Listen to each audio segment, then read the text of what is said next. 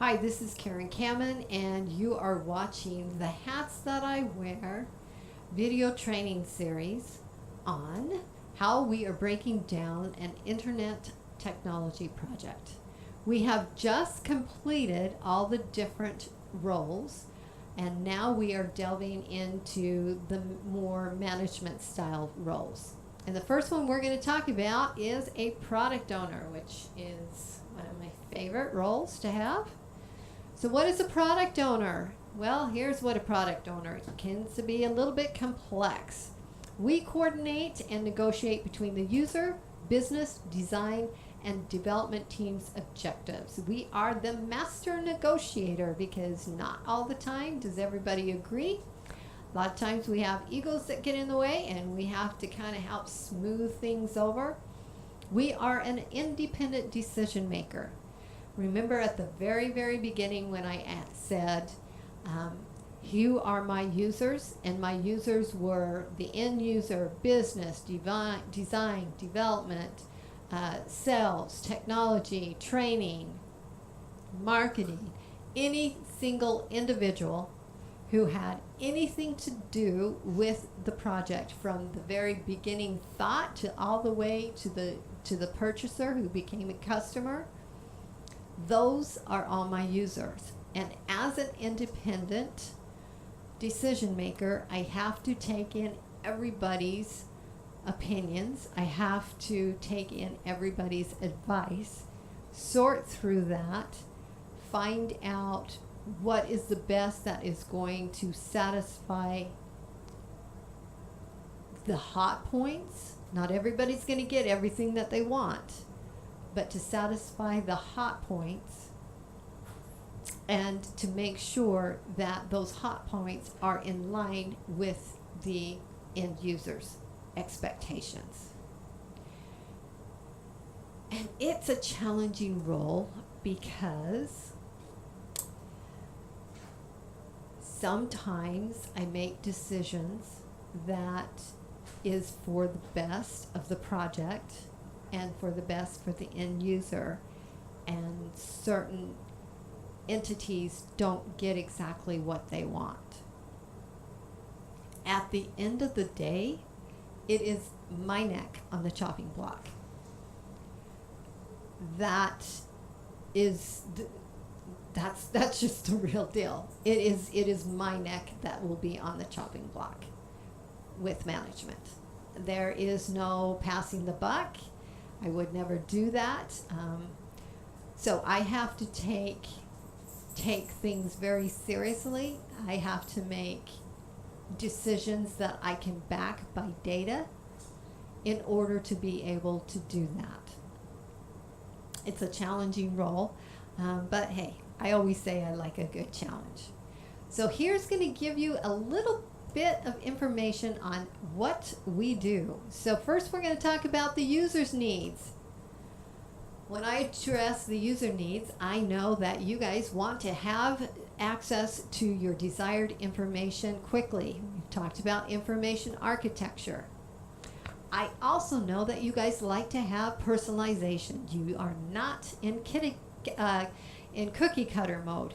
You would like to be able to personalize the application or the information, not necessarily information, but personalize things more so that it fits directly your needs. You also like simple and visually appealing designs. Things that are very cluttered ends up causing you a lot of frustration. You also want to make sure that the system matches your natural workflow process, getting rid of the laughing devices. You do not want to have to spend a tremendous amount of time to figuring out how to work the system. You would like it to be very intuitive and very natural to your workflow process. Those are your needs. Then we go into business needs. Business needs, they want to understand that this project is going to increase their market share and their profitability, and rightly so. They want to be ahead of the game. They do want to increase their market share, and they are putting a lot of money out to develop this particular project.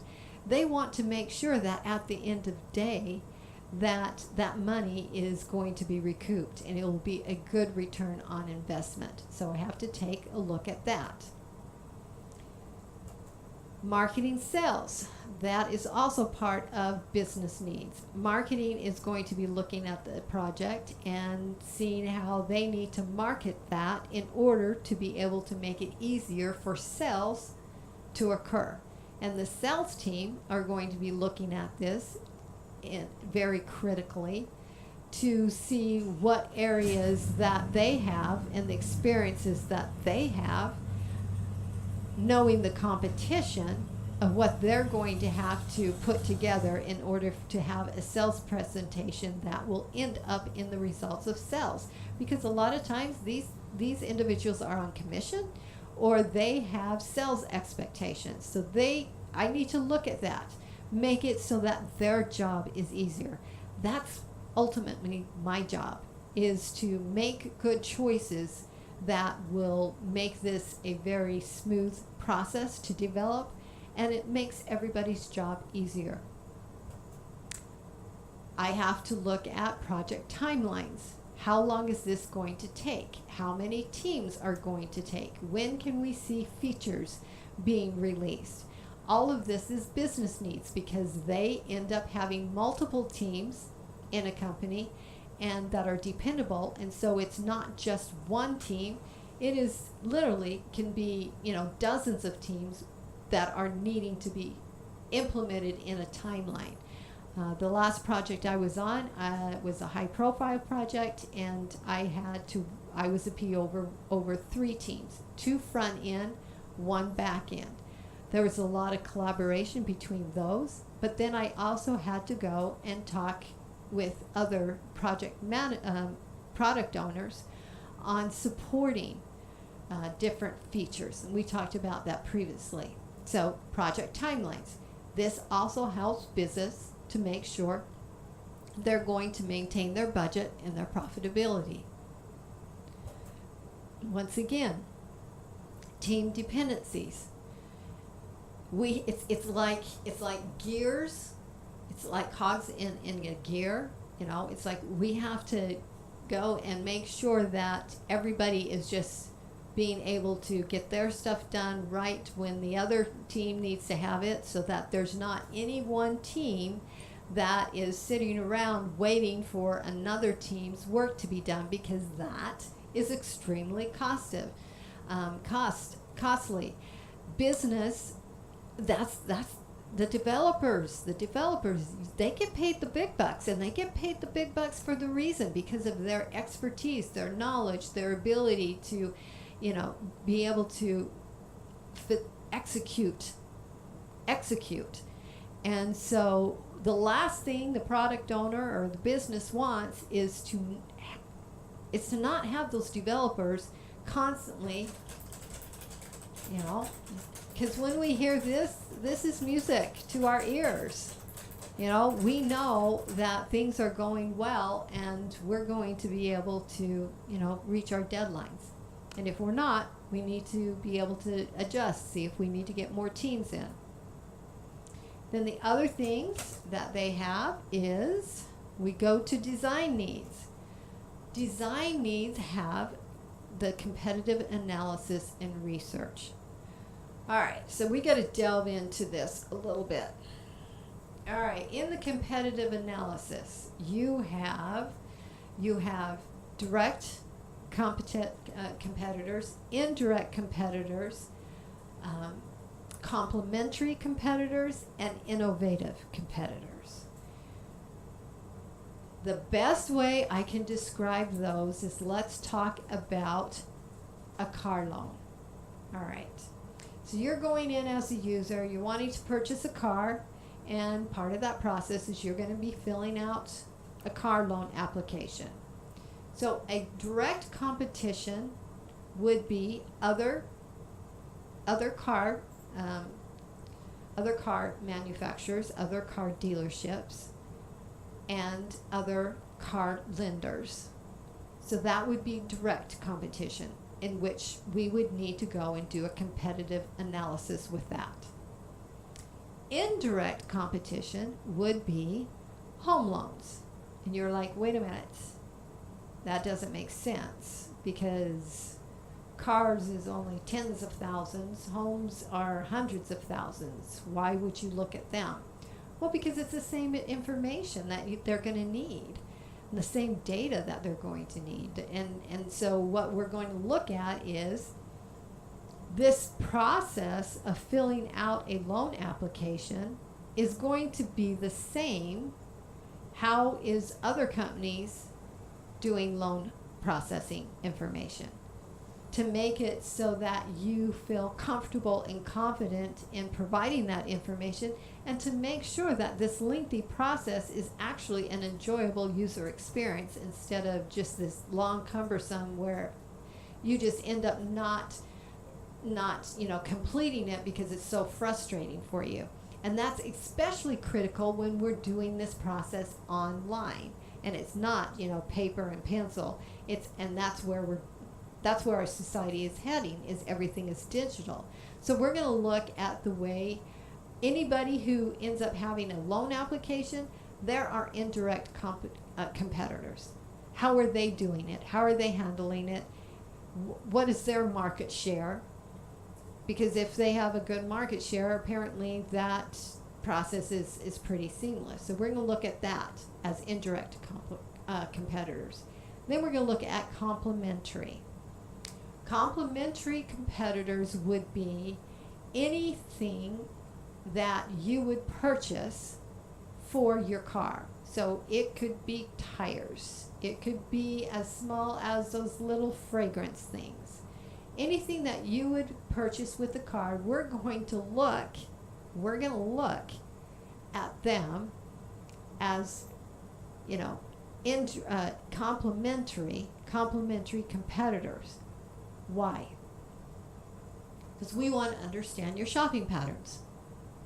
We want to be able to understand what it is that you're looking for and how you're looking for, how you're sorting through the competition, how you're making your choices, because that complementary of a purchase of this is what I'm matching for the, this is a car I'm going to buy, and this is what I'm matching to put in the car. This smaller cost item gives us so much value. It gives us a tremendous amount of value because it shows us your shopping patterns. And that helps us to be able to understand what attracts you on the smaller price item. Is there anything that we can do in order to implement those same type of things to help you feel comfortable in purchasing a higher price item? Yeah, I'm telling you all the tricks of the trades. So I hope you find this information helpful. So that would be the complementary. Then we have innovative competition. That's when it goes really way out there outside the board. So here's where the best way. Let's say you are purchasing a luxury car. I would then go and I would start to research luxury hotels, luxury vacations, luxury cruises, anything to do with luxury. I may research luxury jewelry. I may research luxury clothing. And you're like going, how is any of that associated with me purchasing a luxury car? It has everything to it, because it tells us more about your personality. It tells us more about your thoughts of what you are wanting in order to be able to present yourself to your friends, your family, colleagues. All of those things help us understand, and it goes back to shopping power. we're going to find out that if, a company has a real strong market share, let's say luxury vacations, you're attracted to something that the way they are presenting their information that gets you to go from a researcher to a consumer. So we are going to want to know about that. We are definitely going to want to know about that. It also could be innovative competition, could be something that's way out of the box, a new feature that a new car company is doing that is so far down the road that, we're behind the times. But you are intrigued by it. It gives us an understanding of your future expectations. And if we are going to maintain you as a customer and a repeat customer, we're going to have to step it up. Otherwise, you're going to go to the competition. So that would be an innovative competitive research. And those are all things that UX design needs to be able to understand in order to create the designs that will resonate with you. They also have to look at system constraints that will limit their design. Previously, I talked about that, that plot map, that user workflow process, information architecture, and how there were times when system constraints will limit a design. And to give you some information, let's say that the design came in to where they are going to need to retrieve data. Or, better one is they're going to need, their design is that they're going to allow you to upload 5,000 things, data, information. They think that, based on their research, user is wanting to have 5,000 things uploaded at the same time. And now the development team comes in and says, well, we can do that, yes. We do have a system constraint, 5,000 data of that information. Due to our system constraints, that's going to take 5 days. Well, that's not going to be the best user experience for you. So now that is a system constraint. You, the user, wants to upload 5,000 at a time. But our system, in its current state, that's going to take 5 days, which is going to give you a laughing device. Lots of customer service calls. So by having that communication, we can sit there and have something when you go to upload it, say a maximum of this many is at this time, and then give you a progress bar of how those are being uploaded and when they are finally uploaded. That's part of design needs. One of the other things is dev skills constraints that will limit design.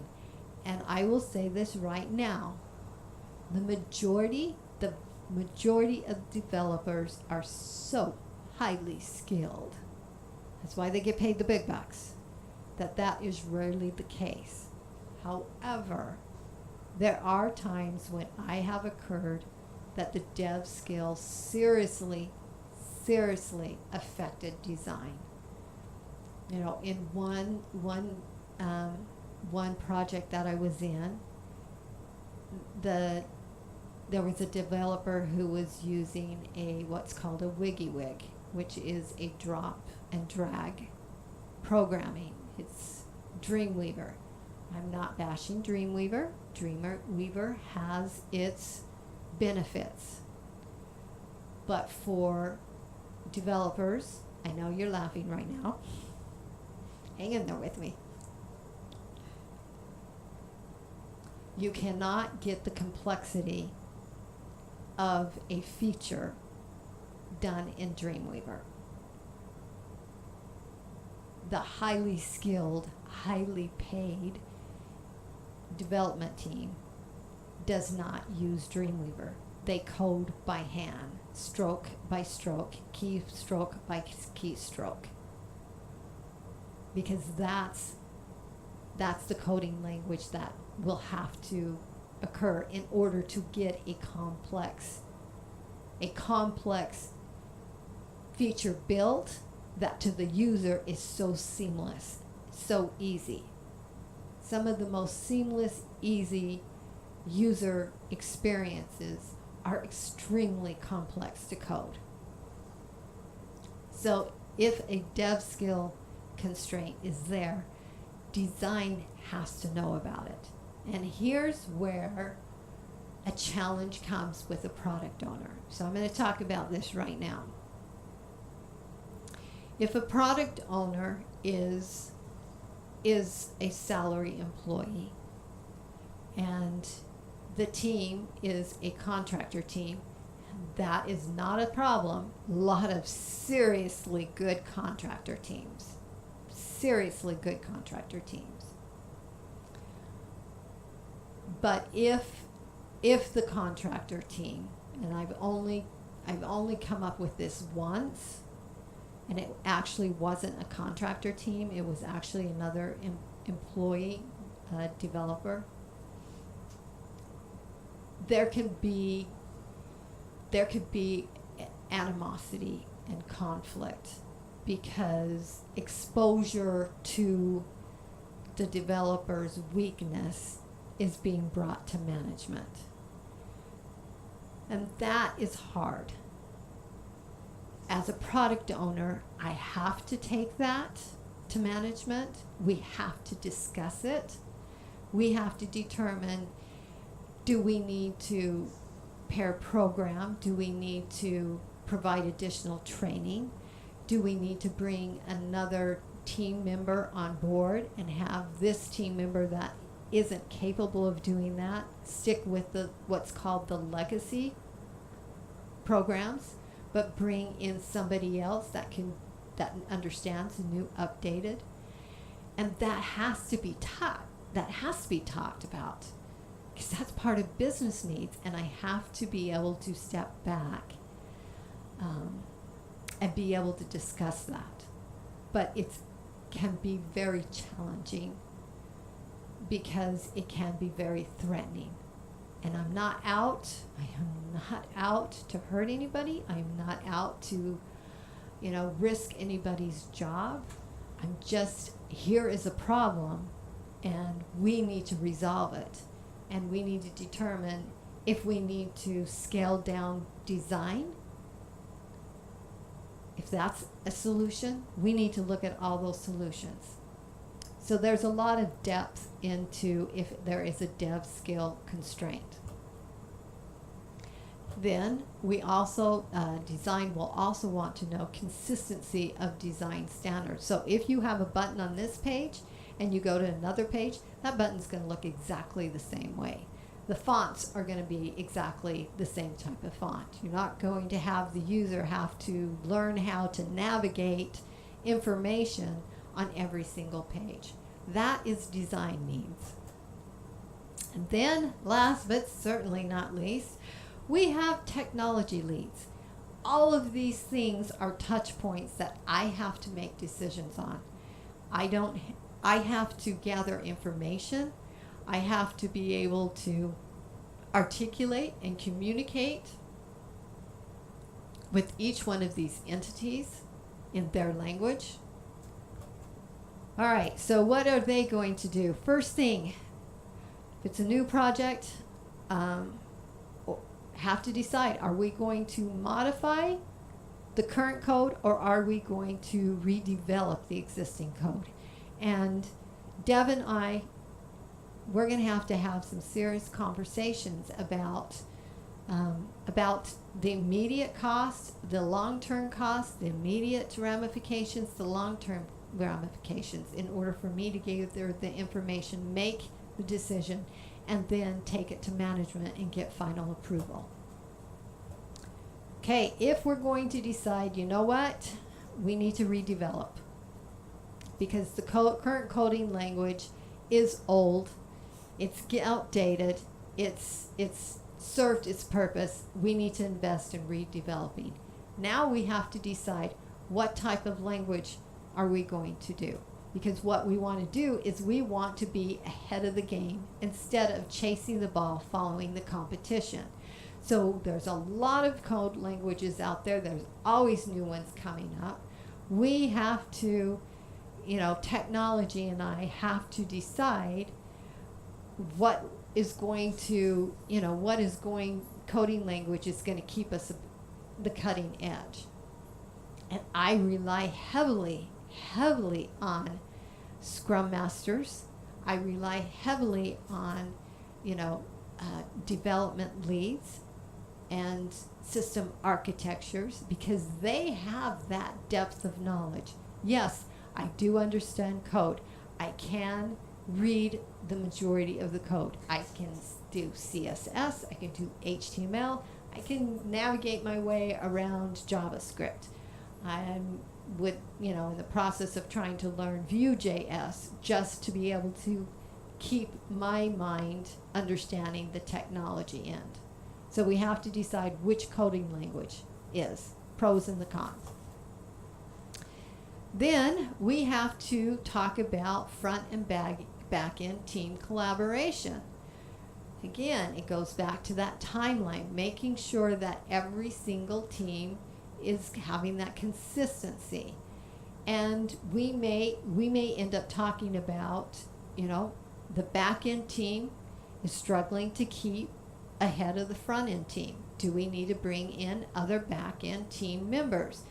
Do we need to have front end team members who are full stack and who are also able to do back end to jump in and help that back end to keep the project rolling?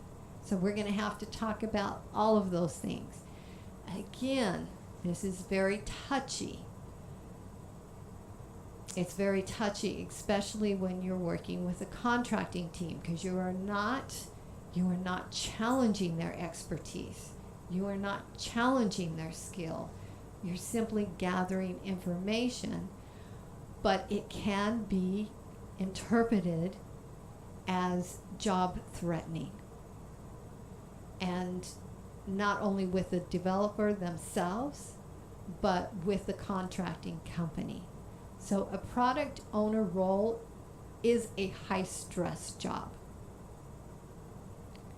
And at the end of the day, sad. It's a product owner's neck that's on the line.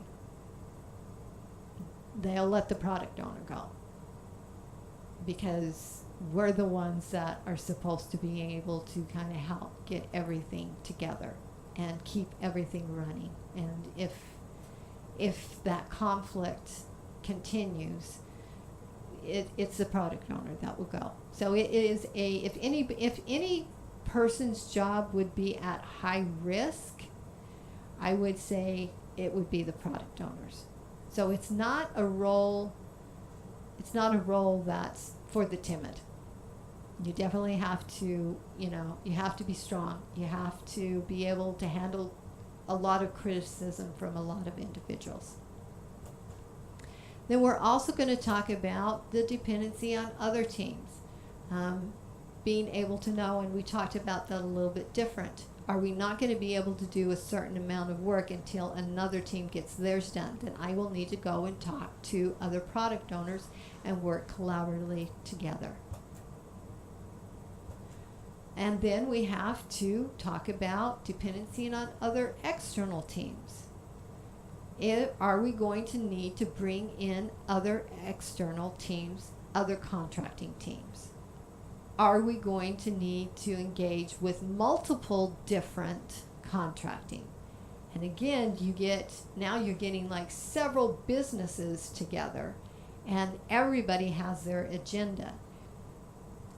If you've got competing contracting businesses, of course, they're going to want only their teams on that project. Because, of course, that is more profitable for them. What I have to look at is that what is best for the project? If one contracting company has a team that already understands the code, who already understands where we're going, and another contracting team currently has teams on the project and is more than willing to hire more individuals to form another team so that they can all be in-house, all their own particular contracting teams, they're going to push for that. I don't look at it that way. I look at it, what's going to keep us on task? What's going to keep the business profitable and the project profitable? Because a brand new team from the same company is going to need ramp up time. If we utilized a team from this other company, they could jump right in right now, be productive day one.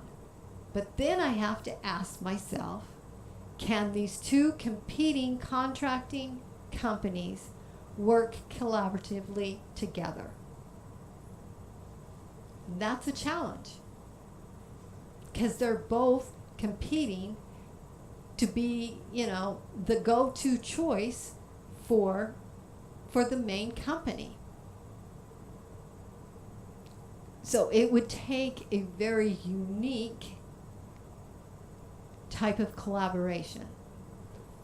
That's where personal agendas, whether that be personal business agendas, that's where egos have to be put aside, and everybody has to be on board. Everybody has to be on board of putting the project and the user first. Because what can occur is backbiting, belittling, demeaning, not being supportive, because everybody is more out for their own personal agenda than they are for the end product. And if that occurs, I'll just say, if you're a product owner, you understand what's going to happen. Yeah, you understand real, if you've gone in and you have been more inclined to do a recommendation of using multiple contracting businesses, yeah, your head's on the chopping block. There's going to be a lot of backbiting. There's going to be a lot of belittling. There's going to be a lot of demeaning. There's going to be a lot of backstabbing, because we've got agendas happening on here. And so you have to take that into consideration. My personal philosophy is this. I'm going to go in and I'm going to provide the data to back my recommendations to upper management. And upper management has to make that decision. If upper management chooses one way or the other, I will abide by that decision. But I also aware that if I'm not going in and being guided by one particular contracting company, that relationship could be damaged. And it puts me at risk. It puts my job at risk. And I accept that when I go into a PO role.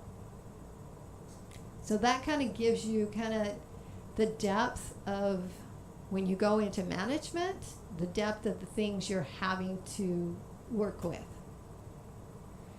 Then, of course, you have to talk about server limitations. How I could sit there and tell you about this one. Let's say we launch a new product. The product is going to require emails to be, it's going to require a massive amount of emails to be sent out. Can the server handle that? We have to ask ourselves that. We have to ask if we need to do a soft launch, if we need to be able to only release it out to a smaller amount of customers. Sales may be that, we have, 500,000 customers have this, but we're only going to release it out to 100,000 customers on day one to make sure that it doesn't take our servers down. So there could be service limitations. And then again, systems limitations.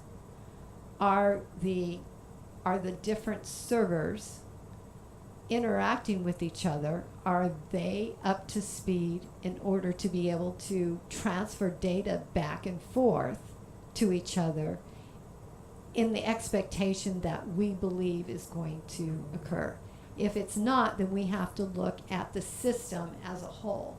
This server, this server, this server is a system, and being able to determine if the system as a whole is able to handle that kind of workload. And then again, I have to go and we have to talk about dev skill limitations.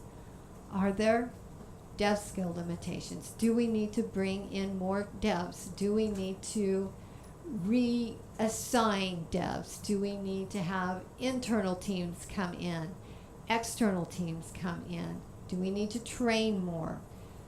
What are the things that is going to do? Those are all technology needs. And ideally, the development team will be very straightforward with that with me. Sometimes that is the case. Sometimes it's not the case because people are concerned over their jobs. And so that becomes a real hot touch point to tread lightly. So those are all the things that a PO has to deal with.